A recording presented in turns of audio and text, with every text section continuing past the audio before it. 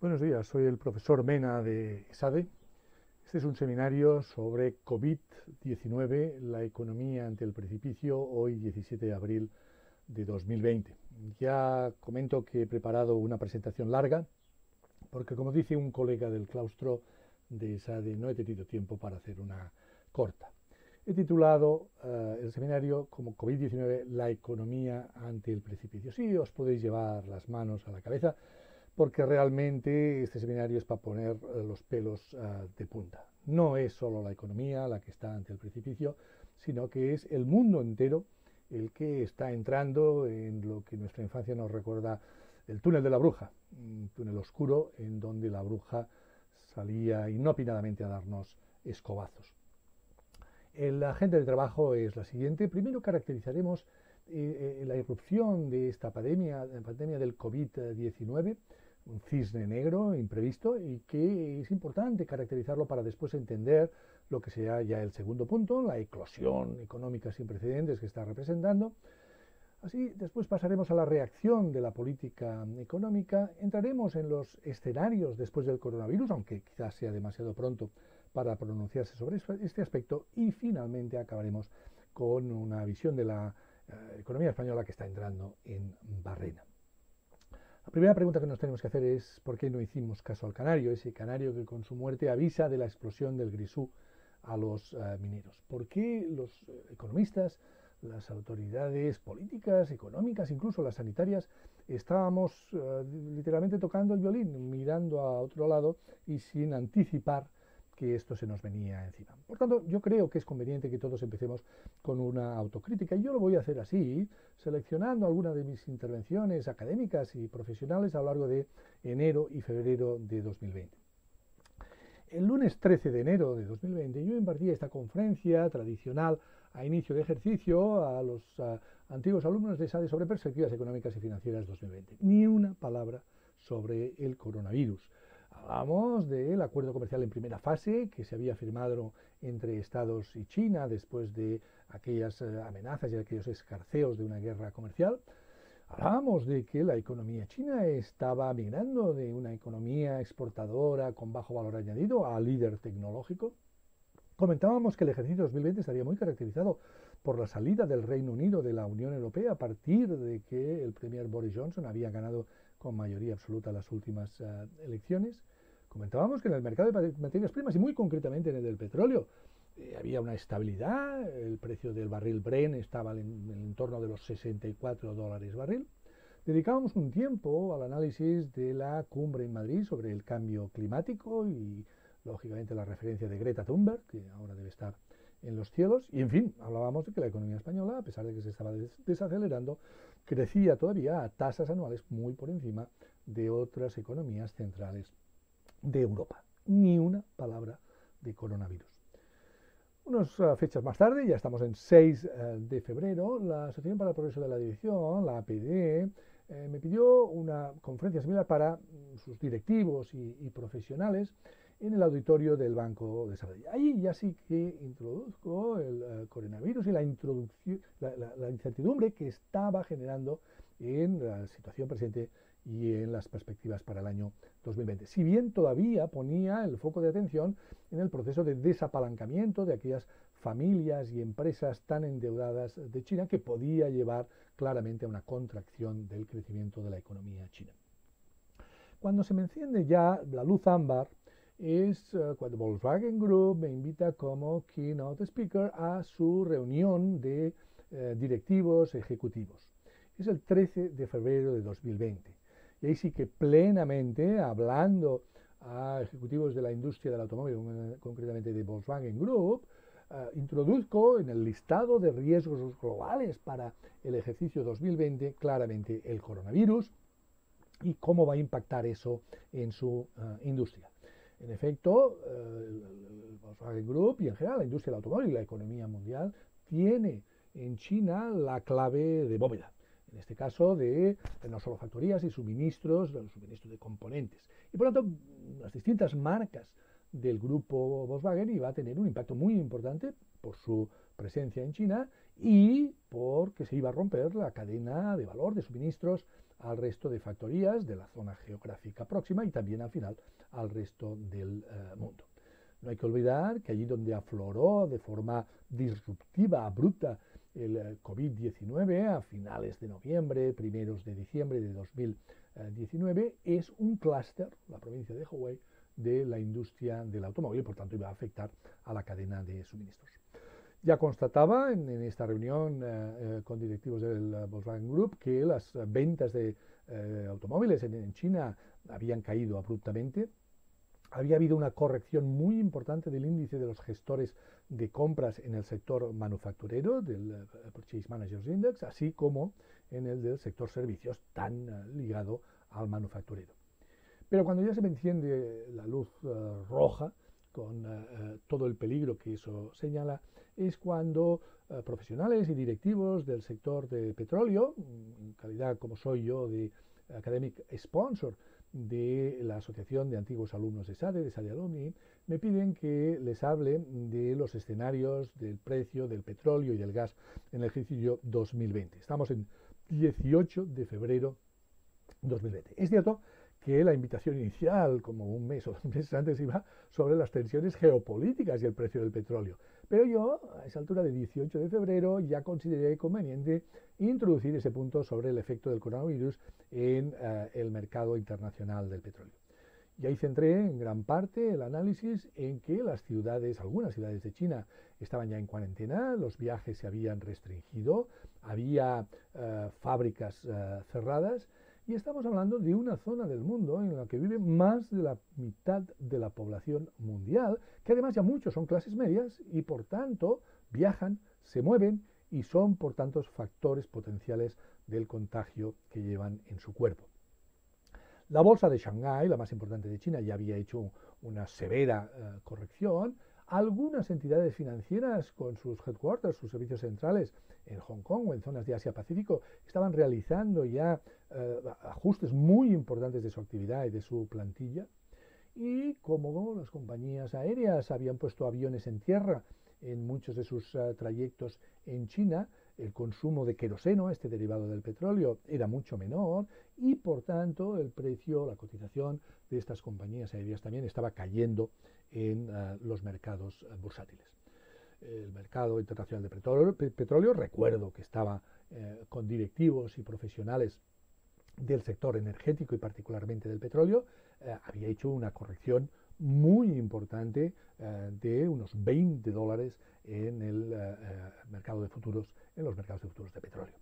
Y así lo atestiguaban ya los distintos informes de la Agencia Internacional de la Energía en su Oil Market Report de febrero, en el correspondiente a la OPEP también de ese mes, o en la Agencia Americana de la Energía, en el Short Term Energy Outlook, en el que efectivamente registraban cómo las cotizaciones a futuros del petróleo señalaban una contracción de la demanda y un ajuste de los precios a la baja.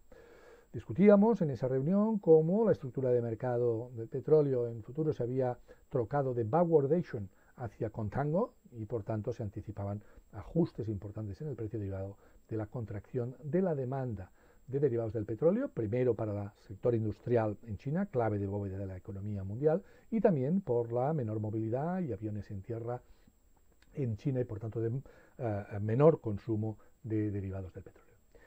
Ahora bien, todos los analistas considerábamos que esta era una cuestión que se acotaba mucho a China, es verdad que de forma inducida iba a afectar al conjunto de la economía mundial y que se reabsorbería en la propia China fundamentalmente en el primer semestre y a lo largo del año 2020.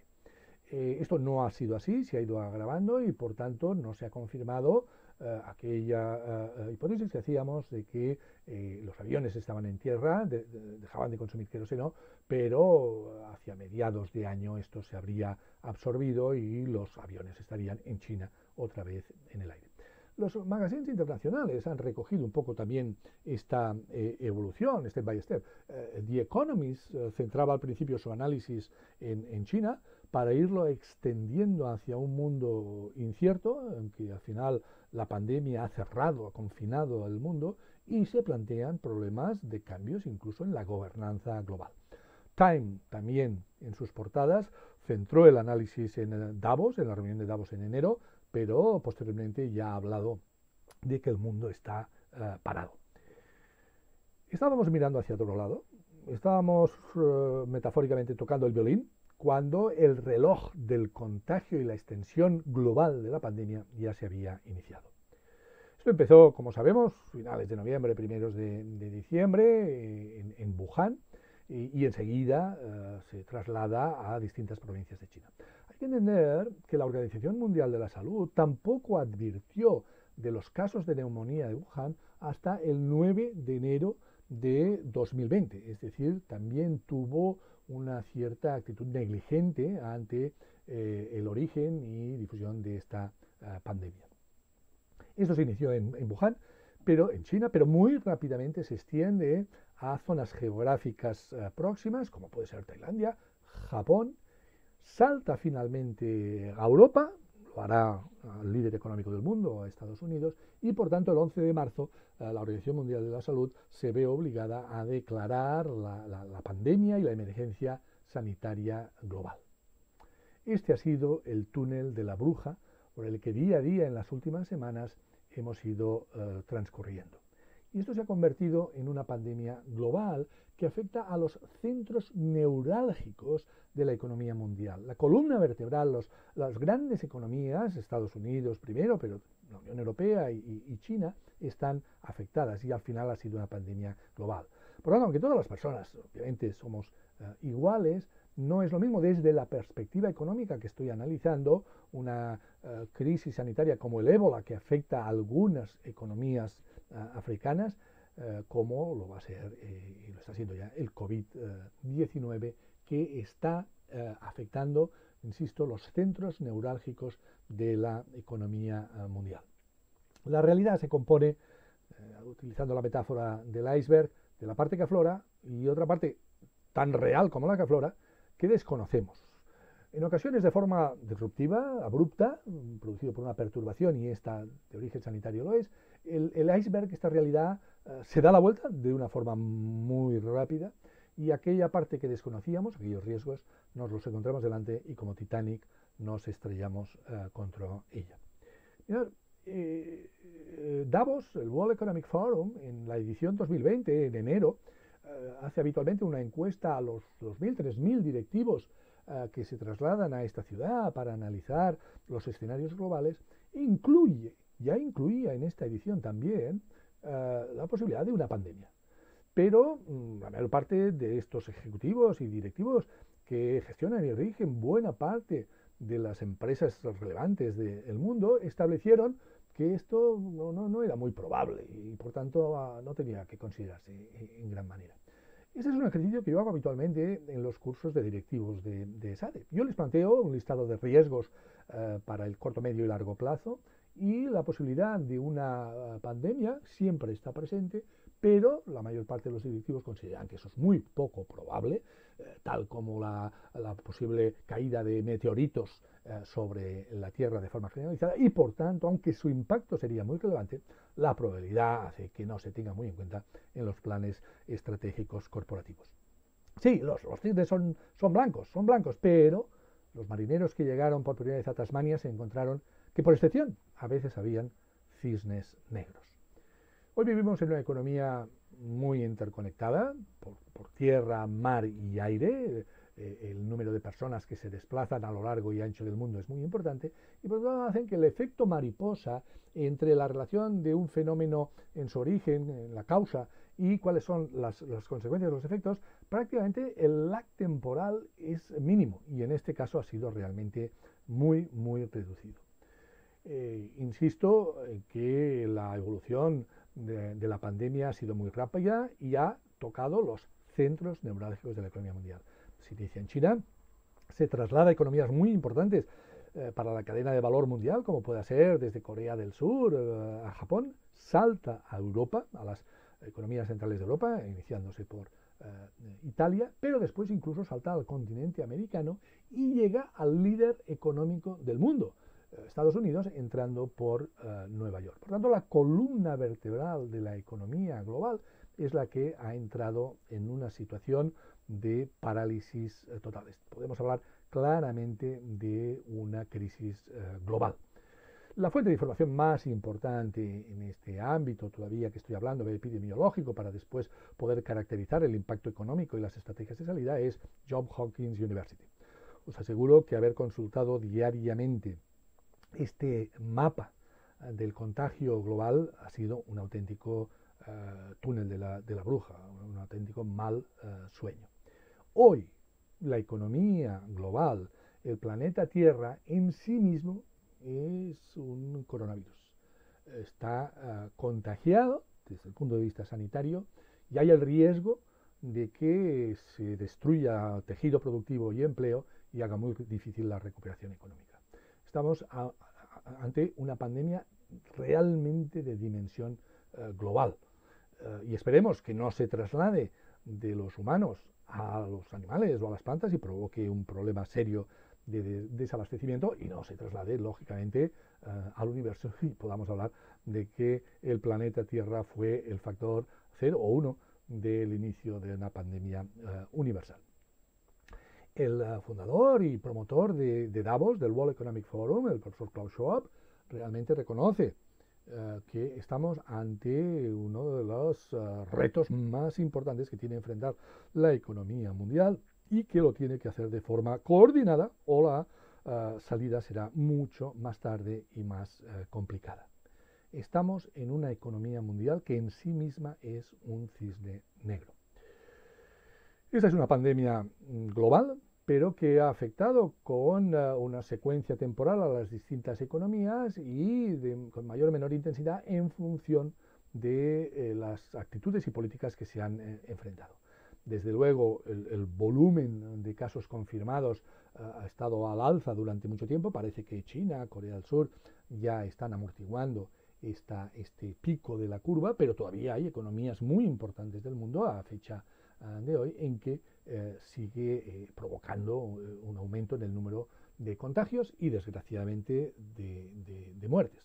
No excluimos además que pueda haber un rebrote futuro y que complique la salida económica de la crisis. Este ha sido un proceso muy rápido. El COVID-19 ha sido un virus muy contagioso y que además ha saltado geográficamente, amplificando sus efectos y exigiendo continuamente cuarentenas y confinamientos.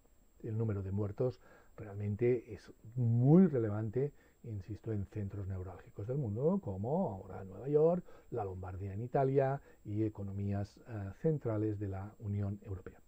En China, más allá que caracterizar ahora toda la evolución, sí quiero destacar que, habiendo sido el origen del brote, presenta muchas incógnitas, no solo señaladas por el presidente Trump en la Casa Blanca en Estados Unidos, también, por ejemplo, por el presidente Macron en Francia, sobre si realmente nos ha informado de todos los datos y circunstancias relacionadas con el origen y difusión por vía de contagio del COVID-19.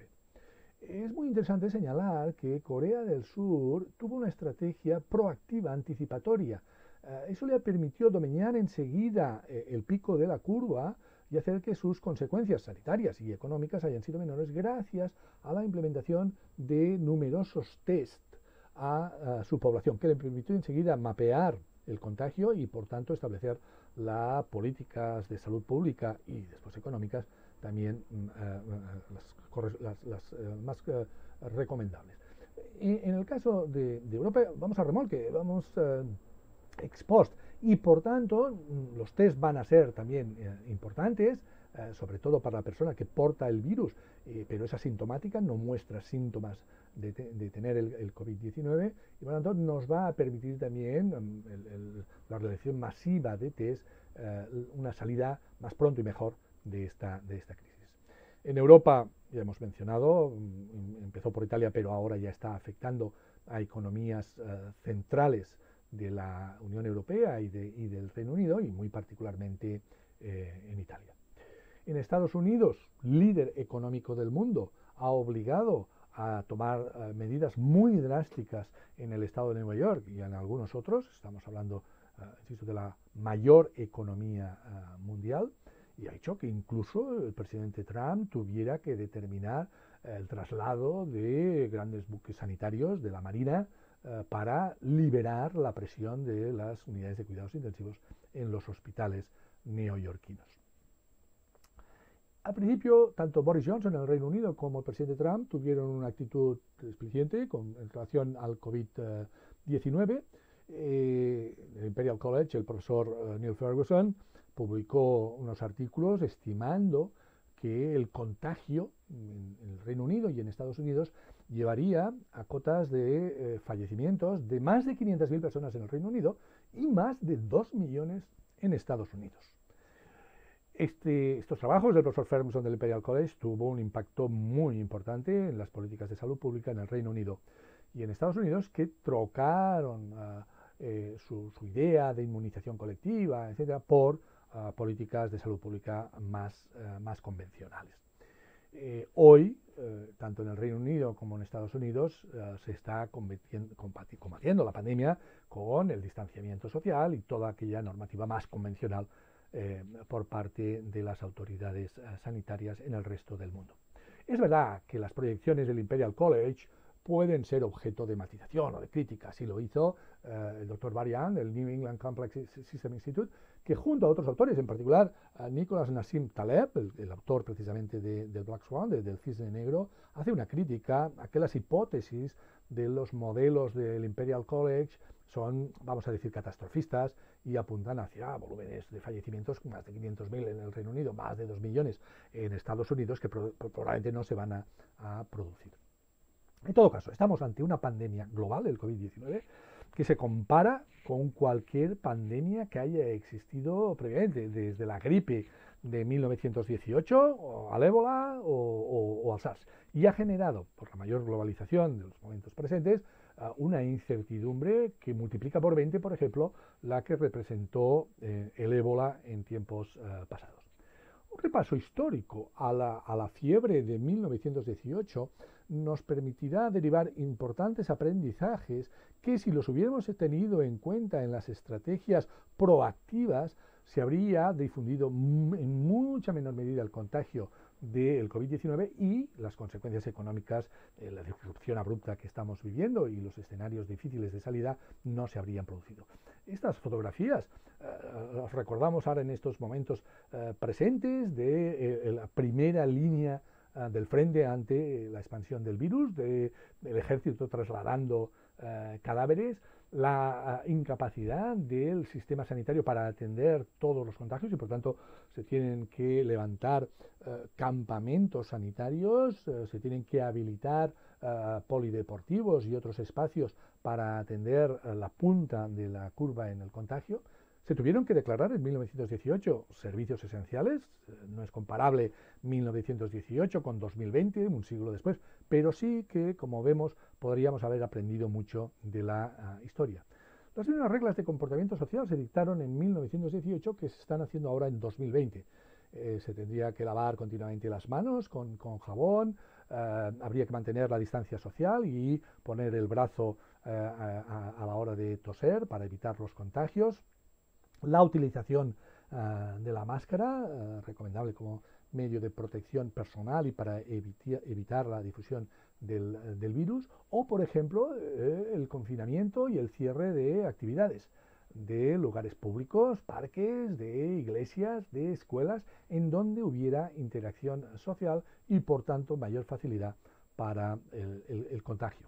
Incluso ya en 1918, como ha sucedido ahora, se cerraron acontecimientos deportivos. Primero se disputaban a puerta cerrada, pero enseguida pues se han suspendido prácticamente todas las competiciones deportivas en las distintas manifestaciones. Y hubo también una tensión muy importante en el sistema sanitario, con una necesidad de personal sanitario, particularmente de enfermeras, enfermeras voluntarias, se reclamaba en estos anuncios. Quiero señalar también, como se observa en la gráfica, que en la gripe de 1918, aparte de la tensión a la que se sometió el sistema sanitario, hubo rebrotes. Y esto lo quiero señalar porque cuando después hablemos de las estrategias de salida, la instrumentación de las políticas económicas por parte de las empresas, de los autónomos y de las propias familias, tendrá que tener muy en cuenta que la renovada confianza en la interacción social no lleve a rebrotes que nos originara pasos atrás. Y también en 1918 hubo teletrabajo. Imaginemos lo que debía ser teletrabajar en 1918 sin Internet y sin los canales de telecomunicación que tenemos hoy día. Está claro que enseguida surgieron los remedios, respiradores domésticos, jabones para evitar el contagio, todo tipo de productos químicos, incluso los productores de cebollas decían que la ingesta de cebollas evitaba el contagio, quininas, eucaliptos, vaselinas, etcétera, etcétera. Y también oportunidades de negocio, como después veremos en 2020 en el COVID-19. Obviamente no existía Netflix, ni las series por televisión y similares, pero sí pues había conciertos de piano por la radio. Los fabricantes de bicicletas pues publicitaban que efectivamente ir en bicicleta permitía mantener más fácilmente la distancia social, o las tintorerías recomendando lavar más a menudo la ropa al considerar que llevaba el virus en la misma. Se ha estudiado muy profundamente la crisis sanitaria de la gripe de 1918. Incluso en la noticia señala cómo la salida se empezó a ver cuando el número de ingresos en los hospitales ya era inferior al número de altas sanitarias, porque realmente el pico de la curva hizo que la capacidad del sistema sanitario se desbordara. Y vuelvo a insistir, en la gráfica se observa, en la posibilidad de rebrote. Hay un artículo reciente, de hecho está publicado el 26 de marzo de 2020, de este año, que me interesa destacar porque en relación a la gripe de 1918, analiza cómo combinar la política sanitaria para reducir el contagio y permitir que las personas recibieran el alta y no se contagiaran, con los efectos económicos de estas políticas sanitarias y también después de las políticas económicas. Este es un artículo interesante que después, cuando hablemos de las estrategias de salida, pues nos servirá como conductor. Bien, en definitiva, hemos vivido el impacto inicial sanitario, sistemas de salud desbordados, reacciones con hospitales de campaña, con polideportivos e instalaciones feriales como hospitales durante unos días, y eso ha permitido aplanar la curva. Y no está excluido, insisto, los rebrotes cuando dejemos de tener un comportamiento social adecuado, distanciamiento, lavarse las manos, etc. La pregunta es, ¿esto es un tsunami? Es decir, ¿ha venido, arrasa, pero se irá? ¿O es un terremoto? ¿Es un terremoto que ha arrasado, pero que además puede haber futuras réplicas que aún empeoren todavía la situación presente? El sistema de salud se ha visto desbordado, teniendo que ampliar su oferta de forma extraordinaria en lugares, además, que no eran propiamente hospitales. Hemos tenido que reclamar a personal sanitario que ya estaba jubilado. Y nos hemos dado cuenta que esta globalización de estos últimos tiempos, que ha llevado deslocalización de actividades productivas, guiadas a veces en muchos casos por el menor coste laboral unitario, ha hecho que en el mercado de productos de protección personal sanitario, no en el mercado de medicinas, el mercado de productos personales de protección. Claramente el líder del mundo es China, después también Alemania y Estados Unidos. Y esta situación, en una demanda infinita de desinfectantes, mascarillas, guantes, jabón de manos, gafas protectoras y viseras, EPIs, ha hecho realmente que haya habido una competencia global por esos productos a precios absolutamente desbordados. Ni en las peores pesadillas de nuestros sueños podíamos haber imaginado un escenario así. Ahora ya vamos aprendiendo, a partir de la situación en China, de cómo combatió Corea del Sur el COVID-19, de cómo restringiendo movimientos, de cómo realizando test masivos, de cómo haciendo seguimientos, cómo haciendo aislamientos, confinamientos, podemos ir combatiendo. Y así lo han hecho los distintos países del mundo. Es muy importante conocer el grado de contagio y las vías de contagio entre personas humanas. Como digo, por ahora por lo menos no se ha trasladado ni a animales ni a vegetales y a plantas. Y muy particularmente la transmisión de los asintomáticos. Hay un artículo de Ruyi Li y de otros científicos en que analiza precisamente esta situación. Personas que no muestran síntomas, que son asintomáticos y que sin embargo tienen el virus y lo transmiten. Esto va a ser muy importante en el momento presente para combatir la pandemia con las políticas de salud y en el futuro para ir abriendo actividades económicas, la movilidad, el transporte aéreo. Va a ser muy importante y esto probablemente nos llevará a cambios de normativas, de reglamentaciones e incluso de comportamiento social. Lo hablaremos posteriormente. La mejor presentación que yo he visto desde el punto de vista epidemiológico, científico, de los efectos del COVID-19 y su transmisión es la presentación del doctor José María Miró, del Hospital Clínico y de la Universidad de Barcelona, y recomiendo encarecidamente pues consultarla para aquellos interesados en este aspecto más epidemiológico.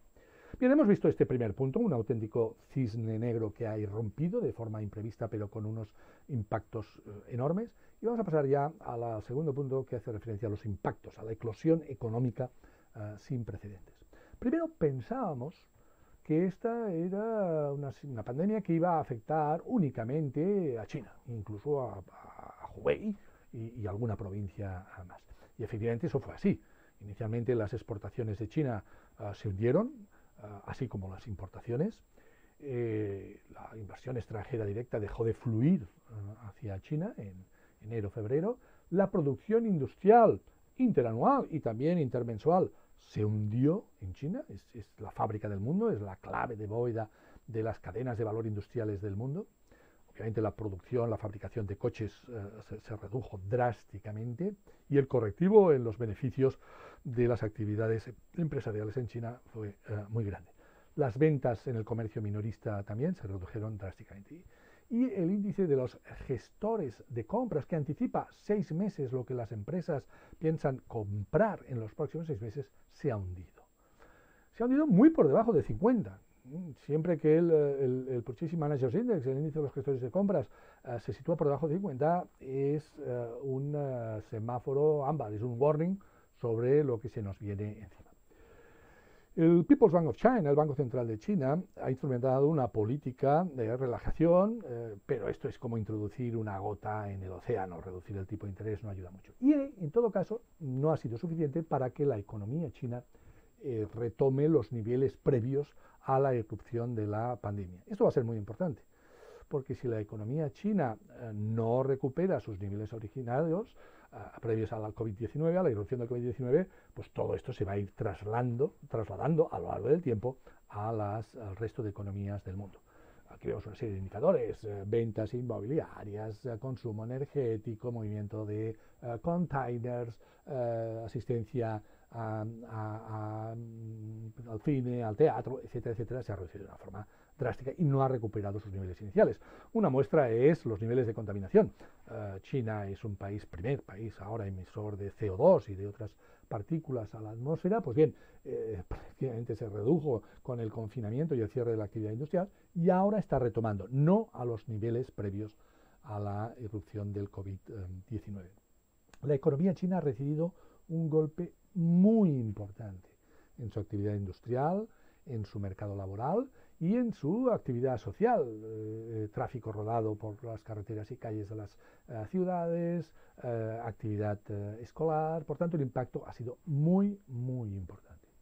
Ya tenemos el primer dato correspondiente al primer trimestre en 2020. El National Bureau of Statistics estima que la caída del Producto Interior Bruto de China ha alcanzado el 6.8%. Hay que tener en cuenta que hacía prácticamente 50 años que China siempre crecía en positivo, nunca había tenido un registro negativo. Pues ya, el primer trimestre 2020, un ajuste negativo del 6.8% del Producto Interior Bruto, que se va a trasladar como olas concéntricas al resto de la economía global. La bolsa china ha hecho ajustes muy bruscos, derivado de los efectos de la pandemia, y el tipo de cambio de China, como está vamos a decir así, gestionado por el gobierno y por el Banco Central, pues ha tenido una tendencia a la depreciación, mal que le pese al presidente Trump en China, porque de esta forma los gobernantes chinos insuflan un poco de oxígeno de competitividad a las exportaciones chinas al tener una paridad del renminbi yuan respecto al dólar más favorable a China. Bien, el origen de la pandemia está en China, el primer impacto económico lo recibe la economía china, pero esto se va a trasladar al conjunto del mundo, provocando varios trimestres de recesión, y si las políticas económicas a nivel global no están coordinadas y a nivel más regional o local no resultan efectivas, no está excluido que pudiéramos entrar en una situación seria de depresión económica. Se han roto todos los canales económicos de nuestro sistema. El denominado flujo circular de la renta ha visto saltar por los aires el flujo de producción, el flujo de generación de rentas y el flujo de gasto, del consumo, de la inversión. Y para restaurar estos flujos se está requiriendo que el Estado y las autoridades monetarias, con su capacidad, puedan restablecer estos flujos y encaminar, manteniendo el mínimo de tejido productivo y empleo, encaminar la salida de esta crisis. La mejor presentación que yo he visto de esta perspectiva es de Fernando Trías de Bes, antiguo alumno de SADE y particular mío. Siempre los alumnos acaban mejorando y superando a sus profesores, en que hace un análisis de estos flujos económicos que acabo de comentar de una forma muy clara, didáctica, pedagógica y a la vez muy precisa, de cómo se van rompiendo sucesivamente y cómo el Estado va a tener que, Estado y autoridades monetarias, va a tener que restablecer esta cuestión. Esto es lo que vamos a discutir. A corto plazo no hay otra alternativa, el enfermo se va a morir, por tanto hay que tomar estas decisiones drásticas. Otra cosa será las consecuencias a medio y largo plazo de unas decisiones tan relevantes como las que vamos a analizar. En primer lugar, hay un shock de oferta.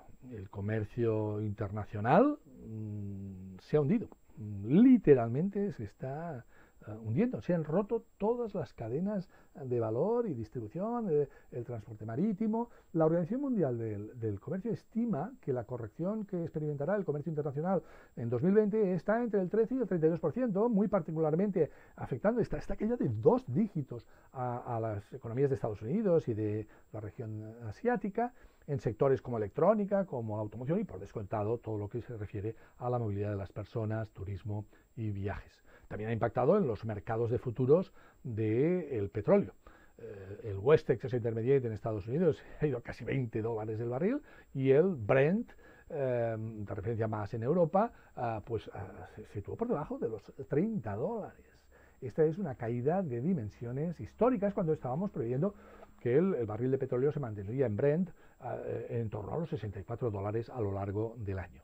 Hoy toda la cadena energética está paralizada, desde el upstream, extracción, refino, el transporte, hasta el downstream, todo lo que es la distribución minorista. Y este es, si no la columna vertebral, es el sistema nervioso del sistema económico global.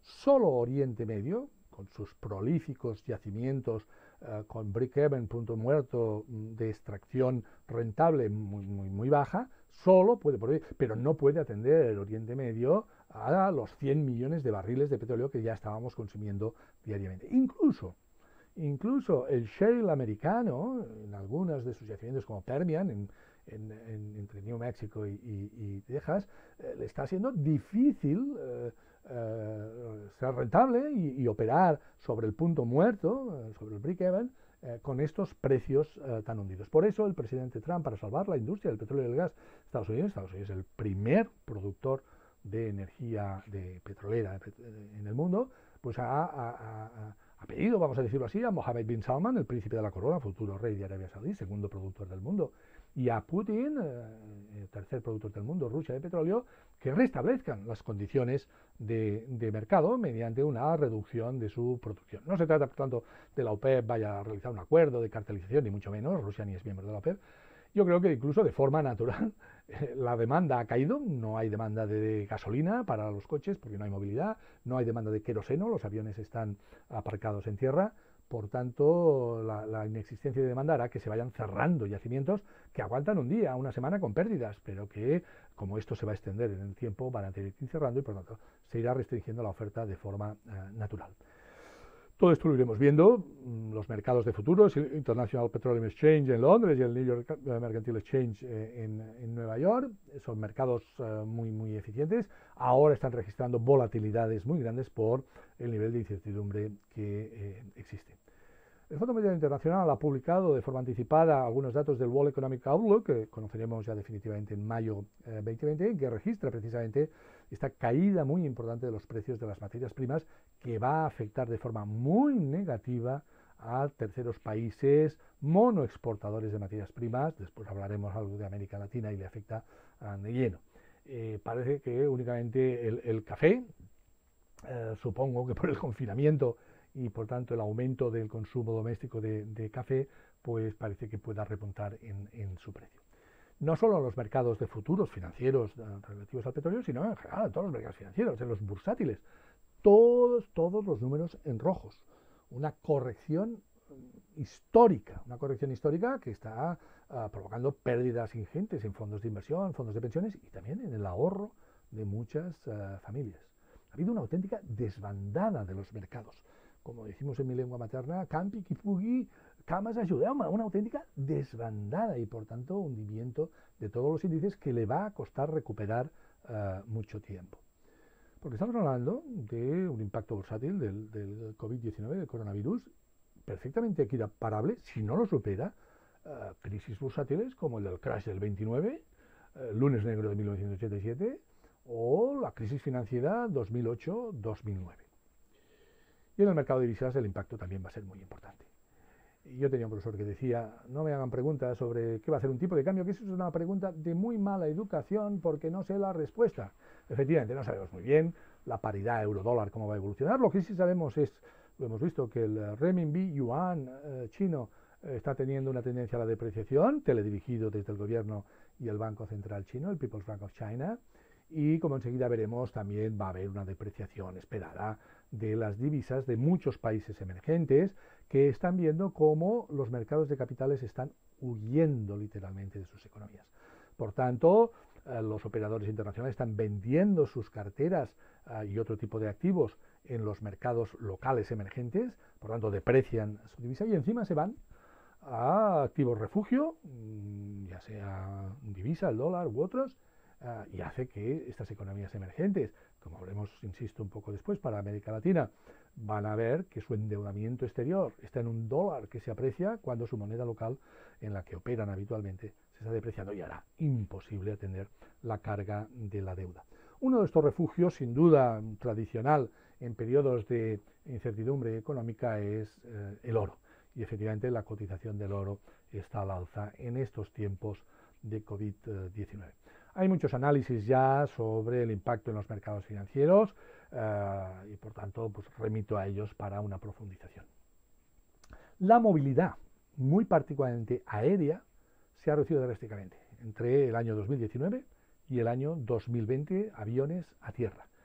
En Europa, la mayor parte de las compañías aéreas han tenido que poner aviones a tierra. Piensen que después hablaremos de la economía española, el 85% de los casi 84 millones de turistas que vienen a España vienen en avión. Y además con el temor a contagiarse, en fin, ya lo discutiremos después. El tráfico rodado se ha reducido drásticamente y en segunda derivada la demanda de gasolina y otros derivados del petróleo. Y junto a ese shock de oferta que hemos hablado, junto a ese shock de oferta en el comercio internacional y en otros ámbitos, hay un shock de demanda. Entonces, sumando el shock de oferta y el shock de demanda, tenemos una recesión garantizada durante tiempo hasta que no restablezcamos las condiciones de oferta y de demanda. Salvo para algunos productos en que la demanda se ha disparado, papel y jabones sanitarios, en que realmente hay aglomeraciones y escasez en el suministro. Ahora parece que esto se ha extendido a otros productos, harina y levadura, para hacer panes y pasteles. Saldremos más gorditos de esta crisis. Se ha disparado la compra online, obviamente, de máquinas de coser, quizá entre otras cosas para hacer mascarillas, y también pues, de bicicletas estáticas y otros productos. Igual que en la gripe de 1918, aquí también hay oportunidades de negocio. La demanda energética se ha hundido en todos los ámbitos.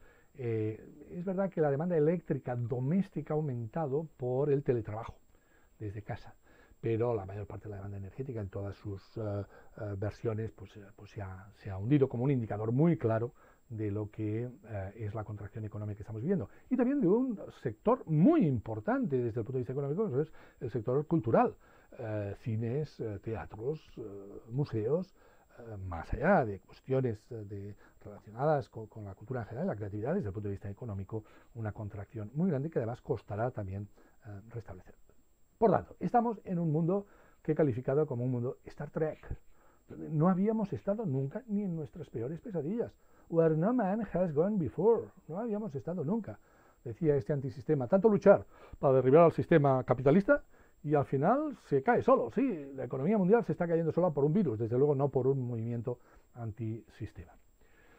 Bien, hemos visto la eclosión económica sin precedentes, vamos a la reacción de la política económica en sus distintas vertientes y áreas geográficas. Los economistas siempre planteamos una disyuntiva tradicional, que es que los recursos son escasos y en cambio las necesidades a cubrir son ilimitadas y alternativas. Entonces, ¿cuál es la forma más eficiente y más justa de aplicar, de asignar esos recursos escasos? Bien, es el tradicional dilema entre cañones y mantequilla. Ahora, el dilema es entre salud y vida y economía, entre salvar vidas y no destrozar tanto el tejido industrial y el empleo como para que después las dificultades sean enormes para las familias.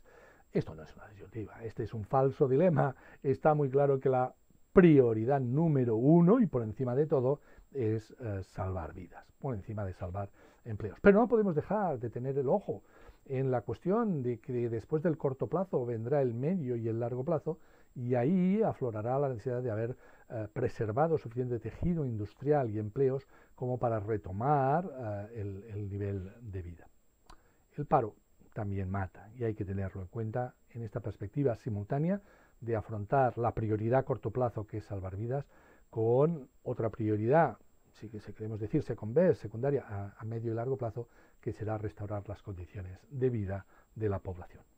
Por tanto, hay que hacer una gestión dinámica de la política sanitaria, económica y social. Primero, hay que asignar recursos a la sanidad para que atienda a las personas contagiadas, para que impida que haya nuevos contagiados y se extienda más el virus, pero después también habrá que hacer, ya desde ahora, lógicamente, en la estrategia de reacción táctica a corto plazo, pues el restablecimiento de las condiciones económicas y sociales, tanto para las familias como las empresas, como para el sector financiero, que es muy importante, porque son los que han de, en su correa de transmisión, llevar el ahorro, en este caso la liquidez que va a generar los bancos centrales, enseguida lo vemos, a las familias y a las empresas, de forma que tengan liquidez para hacer los pagos de las facturas que van venciendo un día tras otro y se mantengan solventes en el tiempo.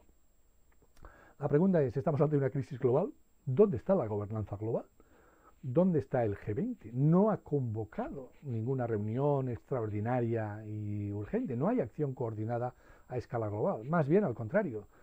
Cada uno está tirando por su lado. Y por lo tanto vamos a tener que hacer un análisis país a país, lógicamente manteniéndonos en los más relevantes. Estados Unidos. Estados Unidos, la Reserva Federal, realmente ha actuado con mucha prontitud y de forma muy intensa. Su presidente Jerome Powell ha tomado decisiones de una trascendencia enorme, inyectando toda la liquidez que necesita la economía americana, comprando 500.000 millones de dólares de treasuries, suscribiendo también 200.000 millones de mortgage-backed securities y proveyendo de la liquidez que los bancos y el sistema financiero necesita para que fluya el crédito a los hogares y a las empresas, evitando tensiones en los mercados interbancarios, eliminando regulaciones como los requerimientos mínimos de reserva y haciendo acuerdos de colaboración con otros bancos centrales del mundo para que la divisa mundial, el dólar, el precio de su swap no se dispare y por tanto haya provisión de liquidez en dólares en el mundo. Por tanto, ha sacado el bazooka, ha sacado el bazooka, la máquina, el papel y la tinta y está imprimiendo tantos dólares o high power money, como dicen ellos, que necesita la economía americana y al final la mundial, porque el dólar es divisa mundial. Ha recortado los tipos de interés que ya estaba normalizando y lo ha llevado otra vez a cero. Y ya ha señalado que su política monetaria a futuro, su forward guidance que decimos, será mantener el tipo de interés en cero tanto tiempo como sea necesario. Lógicamente hay que tener en cuenta que esto es inyectar morfina, heroína directamente al enfermo. Es un enfermo que se está muriendo, por tanto no queda más remedio que tomar estas decisiones tan drásticas. Ahora, a medio largo plazo habrá que hacer la retirada de estos estímulos, el tapering, porque si no esto se traduciría en desequilibrios muy importantes, inflacionistas, etcétera. Pero lógicamente aprieta el zapato a corto plazo y es lo que hay que hacer. El Treasury en el ámbito fiscal también ha tomado decisiones muy drásticas y estamos hablando de Estados Unidos y de la Casa Blanca del presidente Trump. Préstamos, avales y subsidios a empresas, pagos directos a familias con transferencias de talones nominales, préstamos y avales con garantía pública, coberturas de desempleo, aplazamiento del pago de impuestos y una reflexión de si algunas de estas actividades productivas que se habían deslocalizado por razones de coste salarial unitario no tendrían que volver a la producción doméstica. Mascarillas y otros productos, por ejemplo, de protección personal sanitario y más allá que esto. Bueno, podría ser que esta crisis del coronavirus redefiniera, redibujara la globalización que habíamos vivido hasta ahora. Abundaré en este aspecto un poco más adelante. En Europa el coronavirus ha tenido también un impacto muy importante, como hemos dicho, y aquí en algunos ámbitos mostramos inicialmente un proceso preocupante de descoordinación que hacía que los contrarios a la Unión Europea, el populismo antieuropeo, pues realmente se abonaran. Vamos a verlo con un poco de detalle. El Banco Central Europeo realmente ha hecho la labor también con una rapidez extraordinaria. La presidenta Christine Lagarde ha actuado muy rápido y ha hecho, utilizando la expresión de Mario Draghi, su antecesor en el cargo, whatever it takes, todo lo que sea necesario y más. Y además, muy rápido, en su reunión de 12 de marzo de 2020 y posteriormente también en la de 18 de marzo de 2020, realmente el Banco Central Europeo se ha subido, como se dice literalmente, al helicóptero y ha empezado a imprimir y distribuir urbi et orbi liquidez. Barra libre. La política monetaria expansiva del Banco Central Europeo es hoy full allowance, barra libre, en unas cantidades ingentes y además con un programa extraordinario. Aquí está el anuncio oficial del mismo, el Pandemic Emergency Purchase Program, de 750.000 millones de dólares que pone a disposición de la Unión Europea, de la zona euro.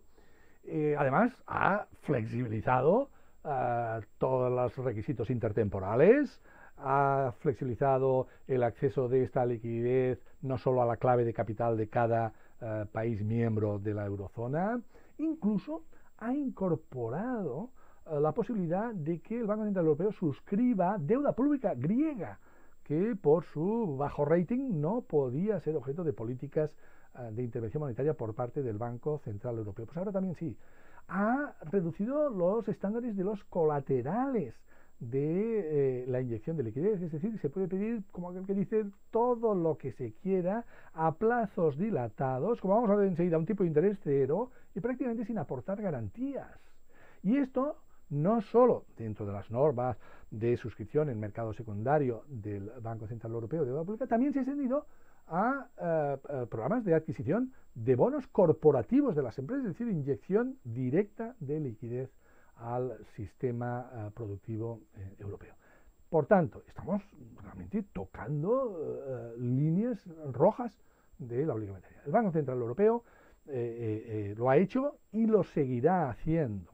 Otra cosa será a medio plazo que pueda pasar cuando esta inyección de liquidez, cuando esa heroína que se ha inyectado al enfermo que estaba a punto de morirse, se tenga que retirar.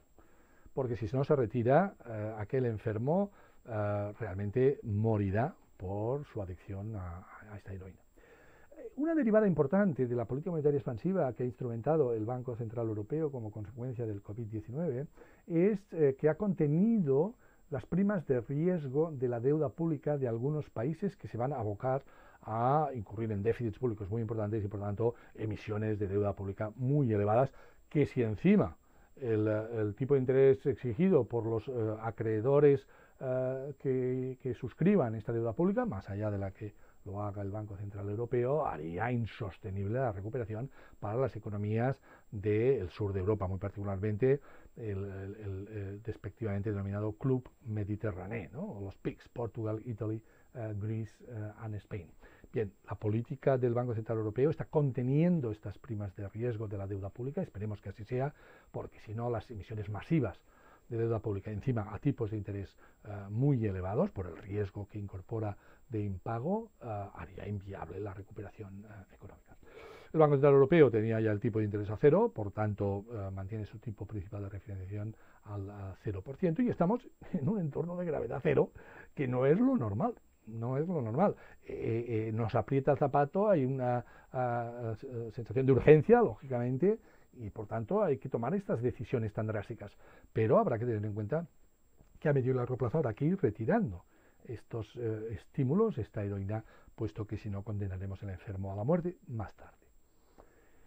La opinión de un economista tan prestigioso como Paul de Groof, el economista belga de London School of Economics, es realmente interesante porque se posiciona de una forma muy drástica. No solo ha exigido que se comparta de forma cooperadora el coste de enfrentar y de gestionar la salida de esta crisis, que es una crisis sanitaria, un shock externo, no a la mala gestión de las haciendas públicas por parte de algún país miembro de la Unión Europea, sino que incluso ha pedido la mutualización de la deuda y la monetización de los déficits públicos de las haciendas mediante financiación directa del Banco Central Europeo con la emisión de dinero. Por tanto, no solo pide coordinación, sino monetización de los déficits. Esto es saltarse las líneas rojas del Banco Central Europeo.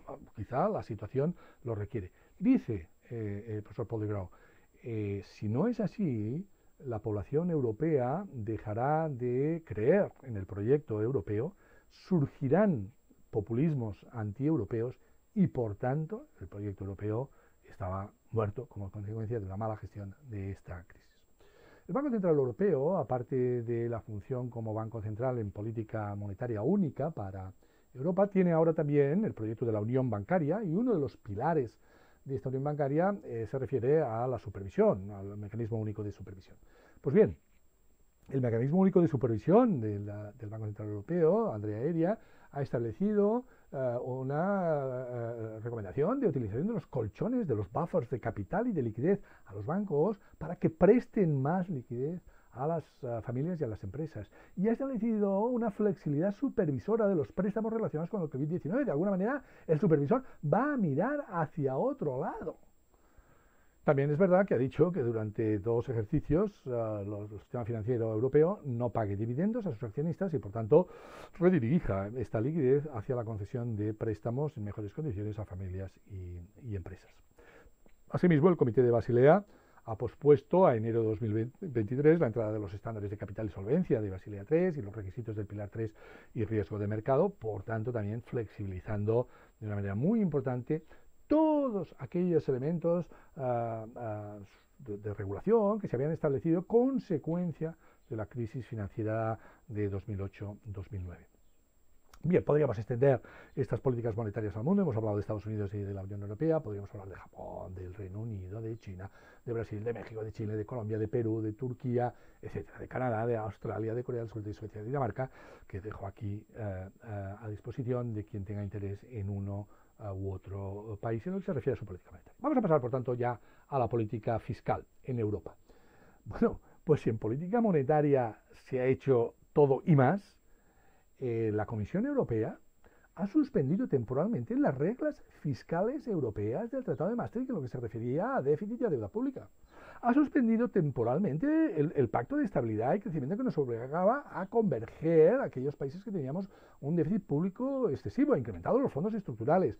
Ha dicho que las ayudas a Estado y las transgresiones de derecho a la competencia, que bueno, durante un tiempo va a mirar hacia otro lado. Por tanto, algunas de las compañías aéreas que van a entrar en quiebra y que van a necesitar ayudas de Estado, o incluso un proceso de nacionalización y por tanto de transgresión de algunos de los elementos básicos del derecho a la competencia europeo, durante un tiempo parece ser que la Comisión Europea ha dicho que mirará para otro lado. También hay que decirlo, que llegará un día en que dirá, bueno, pues hasta aquí, y por tanto en estas cuestiones hay que distinguir el cortísimo plazo, la urgencia, de lo que será la normalización a medio plazo.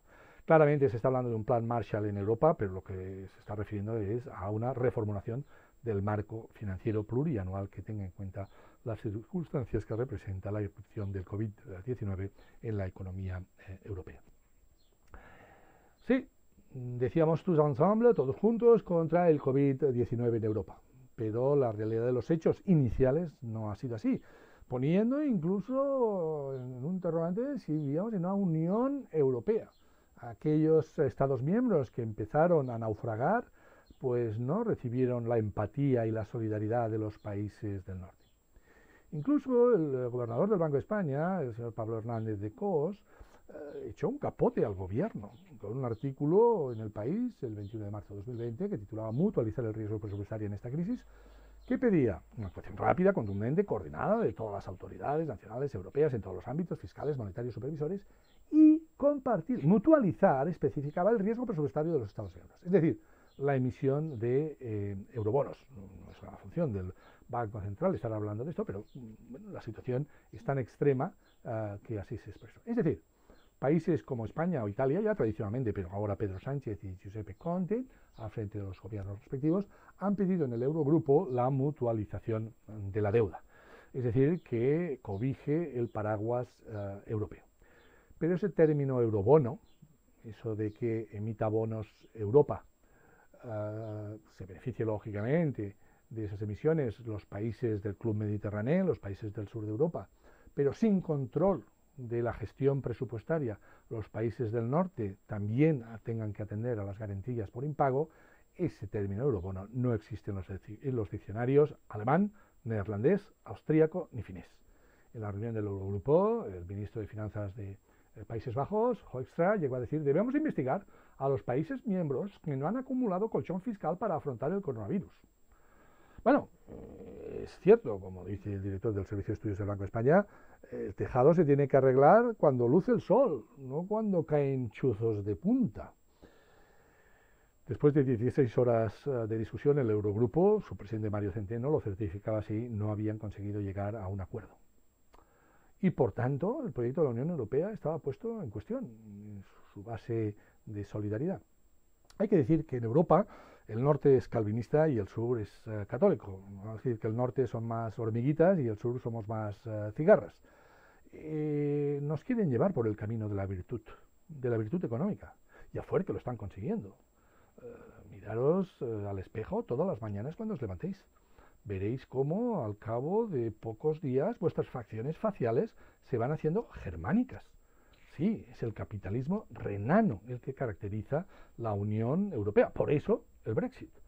Los británicos, que no quisieron saber nada del euro, que todos los tratados los firmaban con opting out, que no firmaron la cláusula social, no quieren vivir en esta Unión Europea de raíz claramente, de perfil claramente germánico. Incluso ha habido polémicas importantes en medios de comunicación, periódicos públicos europeos, Financial Times, Frankfurter Allgemeine, entre ministros alemanes de finanzas y de economía contra o frente a comisarios de mercado interior o de economía.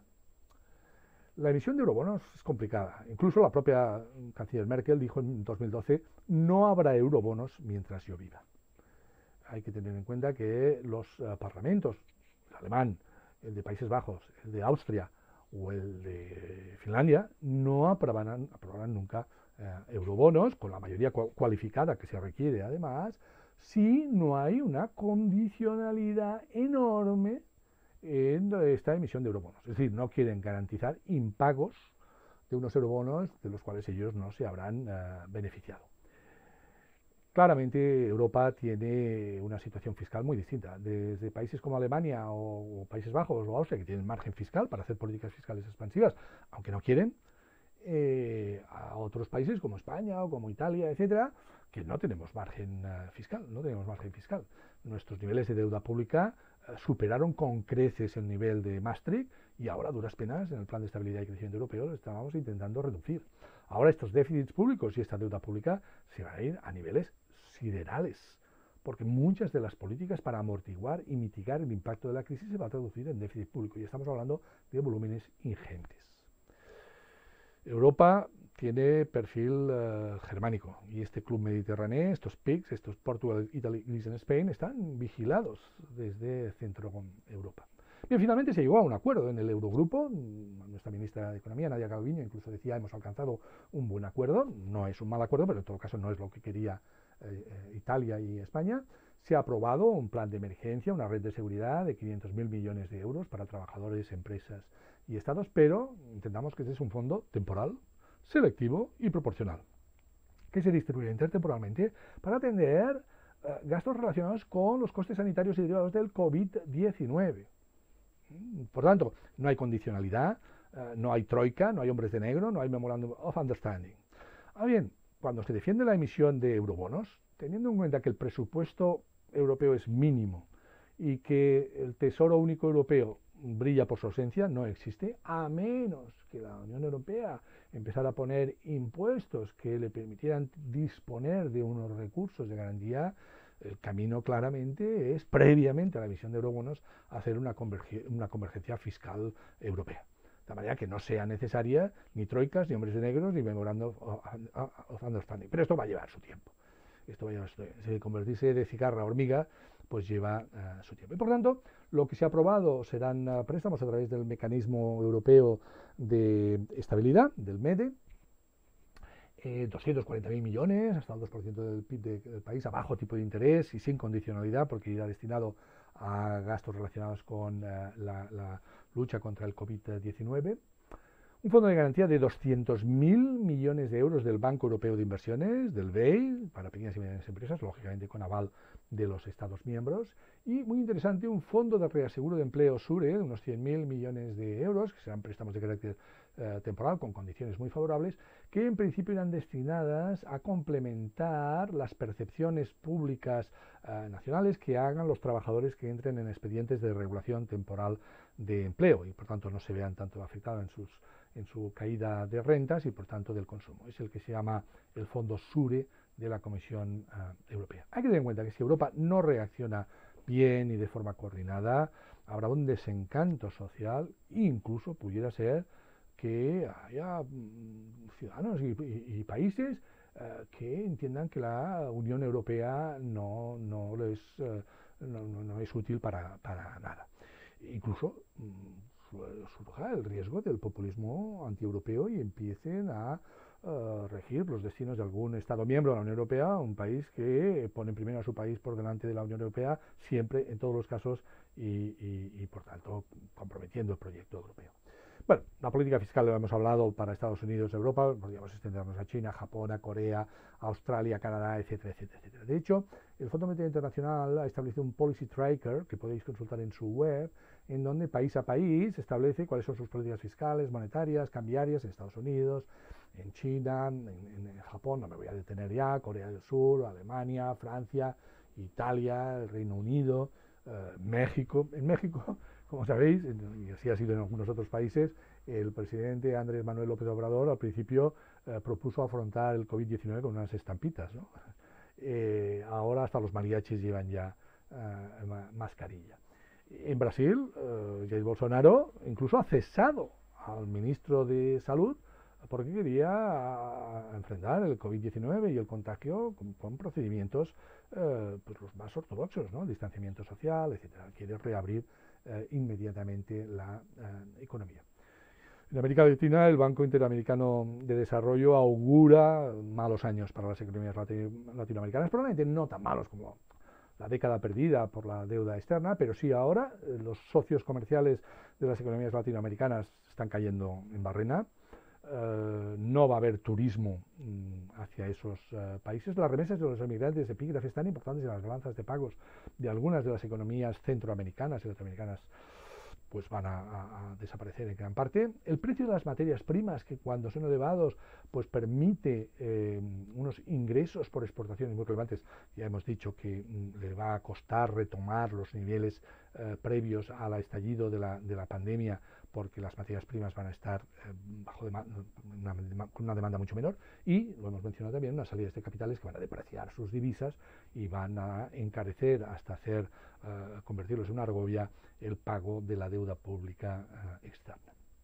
Hay muchos análisis, que dejo solamente la referencia para quien quiera profundizar en este aspecto, y también para el ámbito más empresarial quiero mencionar los trabajos extraordinarios que están publicando todas las consultoras globales del mundo.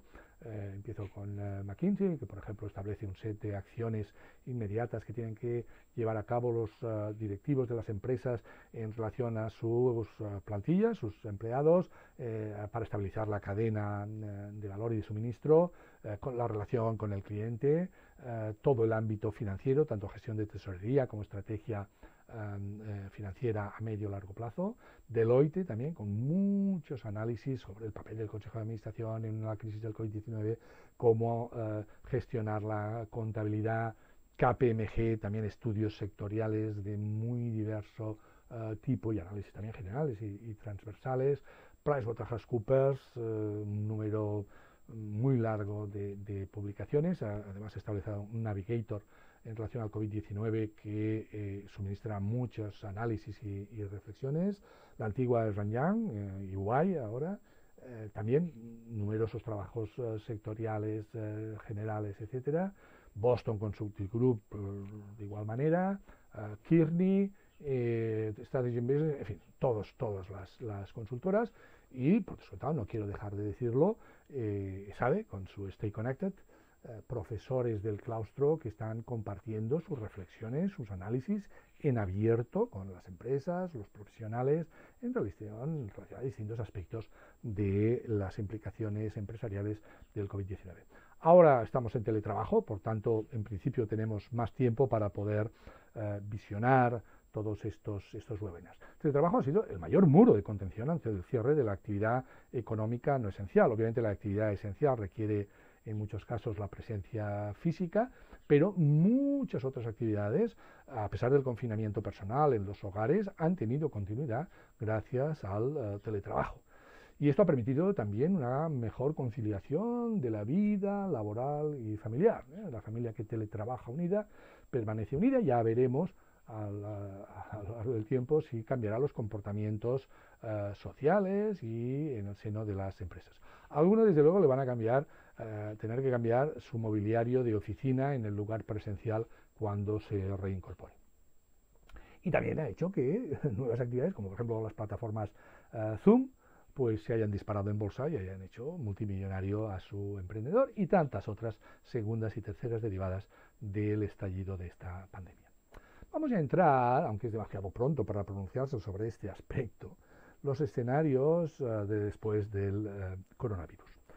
Hay que decir que los economistas en materia de predicciones fallamos más que una escopeta de feria. Dios inventó a los meteorólogos para no dejar en evidencia a los economistas. Yo tuve un profesor que decía, cuando os pidan hacer predicciones económicas, hacerlas como mínimo a 100 años vista. Dice así, después no lo podrán tener en cuenta. Pero claro, hay que tomar decisiones sobre el futuro. Y el futuro llegará y superaremos esta pandemia.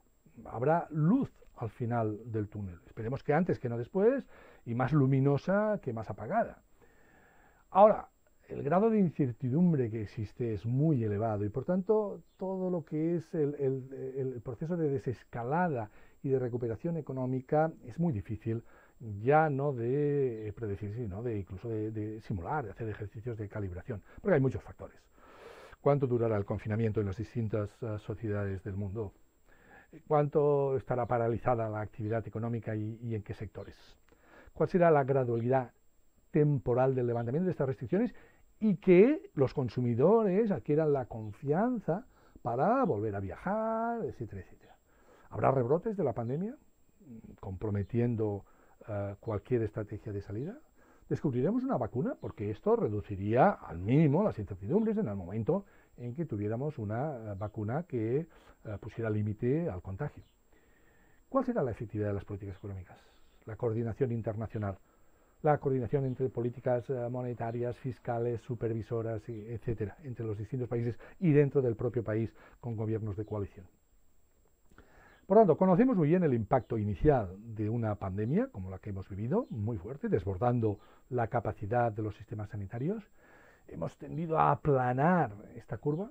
Bien, pues de forma simétrica, el impacto inicial en la economía va a ser muy importante y las políticas económicas van a intentar amortiguar, mitigar este impacto inicial y poniendo las bases para que la menor destrucción del tejido productivo y del empleo permita una recuperación más sostenida en el tiempo. Ahora hay que decir que la incertidumbre, el desconocimiento epidemiológico que tenemos del COVID-19 está provocando un impacto tan grande que ni siquiera las políticas económicas son capaces de parar el golpe. Tenemos ahora una disyuntiva que tenemos que combinar. Por un lado, las políticas de salud pública, de ir combatiendo la extensión y difusión del virus, y por otra parte, que no se destruya mucho tejido productivo ni empleo y que se recupere por parte de las empresas, de los autónomos y de las propias profesionales y familias. Esto es lo que a veces es un fine tuning, ¿no? Tenemos que ir ajustando una cosa a la otra, sabiendo que la prioridad, lógicamente, es salvar vidas. McKinsey ha establecido una combinación de variables, muy inciertas todas, con, por tanto, escenarios alternativos. Me voy a fijar fundamentalmente en dos.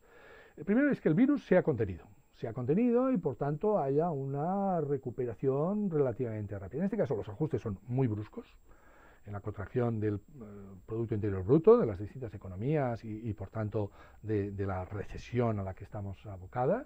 Pero ya a finales de 2020 China podría estar retomando los indicadores previos al estallido de la pandemia. En cambio, pues todos los países europeos de la eurozona estaríamos esperando para llegar a esas cotas de las que veníamos a mediados del ejercicio 2021.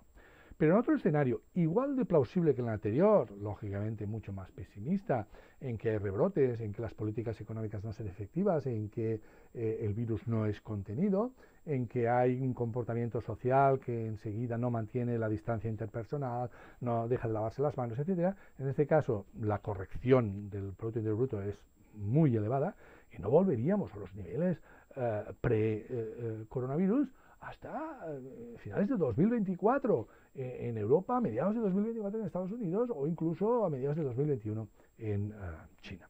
Ya veremos, por tanto.